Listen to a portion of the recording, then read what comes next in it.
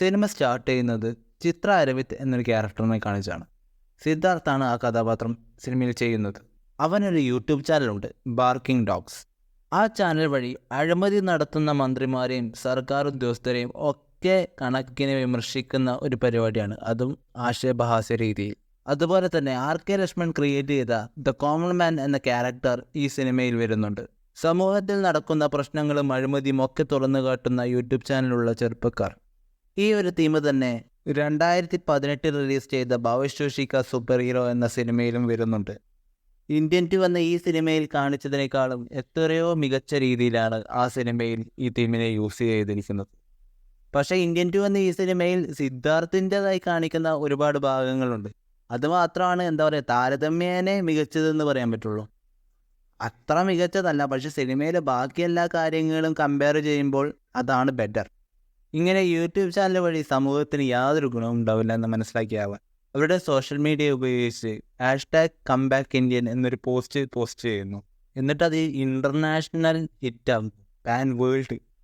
അങ്ങനെ അത് ഇന്ത്യൻ കാണുന്നു, ഇന്ത്യൻ തിരിച്ചു വരുന്നു. എന്നിട്ട് ഫേസ്ബുക്കിൽ ലൈവ് വന്നിട്ട് സേനാപതി പറയും, നിങ്ങളുടെ വീട്ടിൽ ആരെങ്കിലും അഴിമതിയും മറ്റു കാര്യങ്ങളൊക്കെ നടത്തുന്നുണ്ടെങ്കിൽ നിങ്ങൾ തന്നെ അവർക്കെതിരെ നടപടിയെടുക്കുക എന്ന്. പിന്നെ നമ്മൾ സിനിമയിൽ കാണുന്നത്, സിനിമയിലെ ഓരോ ക്യാരക്ടറും അവരവരുടെ വീട്ടിലെ അഴിമതി ചോദ്യം ചെയ്യുകയും ചിലരെ പോലീസിൽ കേസ് കൊടുത്ത് അറസ്റ്റ് ചെയ്യിപ്പിക്കുകയും ഒക്കെ ചെയ്യുന്നു. സിനിമയിൽ സമുദ്രക്കനി ചെയ്യുന്ന സിദ്ധാർത്ഥിൻ്റെ അച്ഛൻ ക്യാരക്ടർ ആൻറ്റി കറപ്ഷൻ വിങ്ങിലെ ഒരു ഓഫീസറാണ്.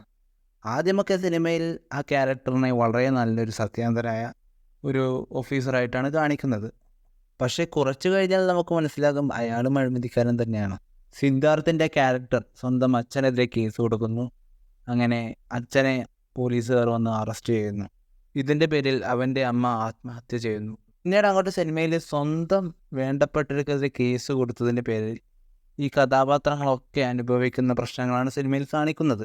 അതിനുശേഷം സിദ്ധാർത്ഥ് തന്നെ സേനാപതിയെ തള്ളി പറയുന്നു. അപ്പം തന്നെ ഫേസ്ബുക്ക് ഓണാക്കിയിട്ട് #GoBackIndian പോസ്റ്റ് ചെയ്യുന്നു. സത്യം പറഞ്ഞാൽ ഈ പാർട്ട് കണ്ടപ്പോൾ ആ ക്യാരക്ടറിനെ വിളിച്ചു വരുത്തി ബഹുമാനിക്കേണ്ട യാതൊരു ആവശ്യമില്ലായിരുന്നതാണ് എനിക്ക് തോന്നിയത്. ഈ കാര്യങ്ങളൊക്കെ സിനിമയിൽ സംഭവിക്കുമ്പോഴും ഇടയ്ക്കിടയ്ക്ക് സേനാപതിയെ കാണിക്കുന്നുണ്ട്, ഒരു ക്യാമിയോ റോൾ പോലെ. സേനാപതി എന്ന ക്യാരക്ടർ ആണെങ്കിൽ ഓരോ സ്റ്റേറ്റിൽ പോയി അവിടുത്തെ അഴിമതിക്കാരായ പണക്കാരെ ഇല്ലാതാക്കിയാണ്. അതും കുതിരമർമ്മം, അതുപോലെ തന്നെ പെണ്ണായി മാറുന്ന മർമ്മം, എന്തൊക്കെയോ നോൺസെൻസ് കാണിക്കുന്നു. അതിന് കമൽഹാസൻ്റെ വക ഓരോ മർമ്മവും എന്താണെന്നുള്ള രീതിയിൽ ഡീറ്റെയിലിംഗ് ഒക്കെ കൊടുക്കുക ഡയലോഗ് വഴിയെ. അതാണെങ്കിൽ ലോങ് ആൾക്കാരെ വെറുപ്പിക്കാനായിട്ടേ കാണുന്നവർ വെറുത്തു. കുറച്ചെങ്കിലും ഒന്ന് എഡിറ്റ് ചെയ്ത് ഒന്ന് ഷോർട്ടാക്കിയിരുന്നെങ്കിൽ ഒരു ആവറേജ് സിനിമയായിട്ടെങ്കിലും കാണാമായിരുന്നു.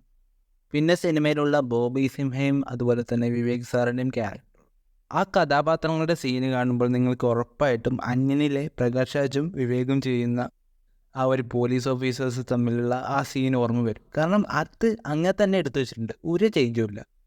പിന്നെ ഉള്ളത് സേനാപതി എന്ന ക്യാരക്ടറാണ്. ആ ക്യാരക്ടർ ഒരിക്കലും നമ്മൾ ഫസ്റ്റ് സിനിമയിൽ കണ്ടതുപോലെയല്ല. ആ ഒരു ക്യാരക്ടറിനെ സൂപ്പർ ഹീറോ ആക്കി കളഞ്ഞു. നമ്മളിപ്പോൾ സീക്വൽ ഇറക്കുമ്പോൾ നമ്മളെന്താ പ്രതീക്ഷിക്കുന്നത്? നമ്മൾ മുന്നിൽ കണ്ട അതേപോലുള്ള ഒരു കമൽഹാസൻ്റെ ഒരു കഥാപാത്രത്തെ പ്രതീക്ഷിച്ചാണ് സിനിമ കാണാൻ പോകുന്നത്. പക്ഷേ സംഭവം എന്താ, ഇങ്ങനെയൊന്നും അല്ല നമുക്ക് സിനിമയിൽ കാണാൻ പറ്റിയത്. അതൊരിക്കലും മാറ്റാൻ പാടില്ലായിരുന്നു. അതാണ് സിനിമയിലെ വലിയ പരാജയം.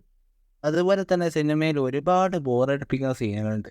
ഇതൊക്കെ എഡിറ്റ് ചെയ്ത് ഒന്ന് ഷോർട്ടാക്കിയിട്ടൊക്കെ കാണിച്ചിരുന്നെങ്കിൽ വളരെ ഉപകാരമായിരുന്നു. പിന്നെ ഇന്ത്യൻ 3യുടെ ട്രെയിലർ കൊള്ളായിരുന്നു. ആ സിനിമയ്ക്ക് ഇനി എന്താണ് സംഭവിക്കാൻ പോകുന്നതെന്നുള്ളത് കണ്ടു തന്നെ അറിയണം.